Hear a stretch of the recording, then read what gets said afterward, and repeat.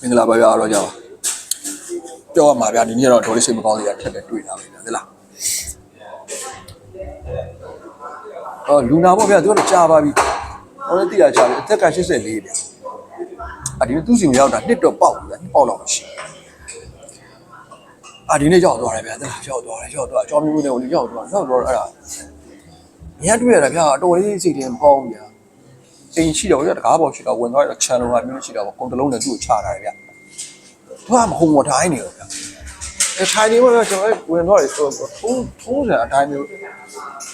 နှုတ်ဆက်တာပေါ့ဒီလိုပဲပေါ့ငယ်ဒီကောင်းလားဘာလားပေါ့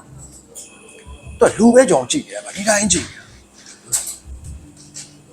ထိုင်ခုံကလုံးမှထိုင်နေတယ်ဇလုံကြီးဗျာအကန်လည်းမဟုတ်ဇလုံကြီးကမှတမင်းနေပြီပြင်းလို့ဘာလို့နေဖတ်ထားမှာဗျာကျွန်တော်ရောက်တော့တဲ့အချိန်ကလည်း lunch time ပဲအဲ့ဒါ7ခွဲ7နှစ်ကြာတော့ပြီ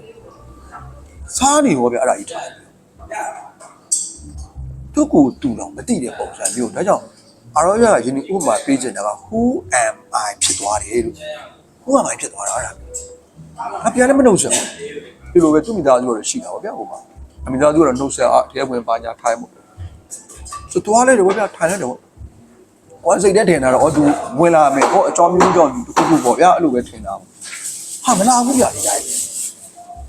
တော့ထင်လို့ထင်တယ်ဒီအတိုင်းပဲနဲ့ဒီပုံစံနဲ့ဆိုတော့သူတော့စီလိုတက်လက်ချပြီလေနော်တခုခုထူးပြီဘောလို့ဒီလိုပဲပြောအထက်မှာသူမိသားစုရှိတာပေါ့ဗျာအမှတွေ့သူသားသမီးတွေပါနေသူမျိုးသမီးတွေပါနေရှိတော့တခါပဲပြောကြတာပေါ့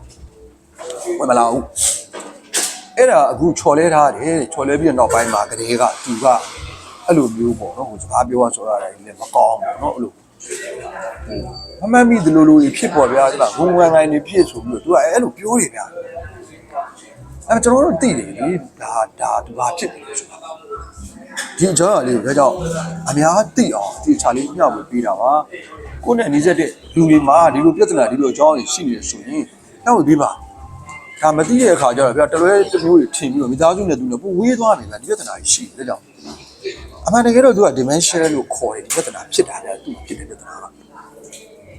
အဲ့ဒီ dementia ကလေ insulin တွန်းကန်ရင်ပါမှုကြောင့်ဖြစ်လာတဲ့ယောဂပေါင်းနောက်ဆက်တွဲဖို့ပြောရရင်များစွာဒေဂမှာတစ်ခုဖြစ်တယ်ဗျအဲ့ဒါလည်းအားလုံးကြောင့်ခဏခဏရွတ်ပြတယ်အဲ့ဒါဒီဒေဂလည်းတစ်ခုမကပေါင်းပြီးဖြစ်နိုင်တယ်ဆိုဒါတော့တိကျမျိုးဆိုင်မှာရဆိုလိုတာဗျာအုံနောက်က brain fog ဖြစ်တယ်သူ့ရဲ့ fuel လို့ပြောရမှာပေါ့နော်အုံနောက်ကိုမောင်းနေဖို့အတွက် drive လုပ်ပြီးအုံနောက်ကလူမှာတင်းငယ်တဲ့ 2% ပဲရှိတယ်လို့ပြောတယ်ဗျာဒါတင်းငယ်တဲ့အစိပ်ပိုင်းတစ်ခုဖြစ်တယ်ဒါပေမဲ့သူက power consumption များတယ်ဗျာအိမ်ဒီမှာရှိရတယ်ဗျာတစ်ခါလေကြာခလုတ်တစ်ခုရှိတယ်ခလုတ်ကိုတွားပြီးတော့ဖွင့်လို့ရှိရင်စားရတာကြောက်နေကြောက်မဖွင့်ခလုတ်မဖွင့်နဲ့အဲ့ဒါကြီးဒါမီးစားတာတခုခုပဲအမရေစက်တို့ဘီးစက်တို့ကိုရှိတာပေါ့အဲ့ဒါအဲ့ဒီပုံစံနဲ့အလားတူတော့တူနေဗျအုံနောက်ကခန္ဓာကိုယ်ဆွဲရင်လို့တုံးကျွဲတဲ့နေရာမှာ consumption က 20% ရှိတယ်လို့ပြောတယ်အကောင်သာတည်တာအုံနောက်ကစားတာကြတာအားစားတယ်ဗျာအဲ့တော့အုံနောက်ကရမယ်ဆွဲအိမ်ကဘယ်ကယူတယ်လဲဒါလေးအချမ်းမြသိထားဖို့လိုတယ်ပုံမှန်အရင်ကကျွန်တော်တို့အရက်ဒီသားမှာဒါနားလည်လို့နေပါတယ်ဒါအရောကြတော့ဒီချာမြောက်ပြီးတာglucose လို့ခေါ်တဲ့အချိုပေါ်ကပဲတစ်လုံးယူလာတာဗျအဲ့တိုင်းဒီတိုင်းပဲယူလာတာကောင်းပြီဒီအရာက insulin တွန်းကန်ရင်ဘာမှုမရှိရင်အဲ့ပေါ်ကယူလာတာဘာမှမပြဿနာမရှိ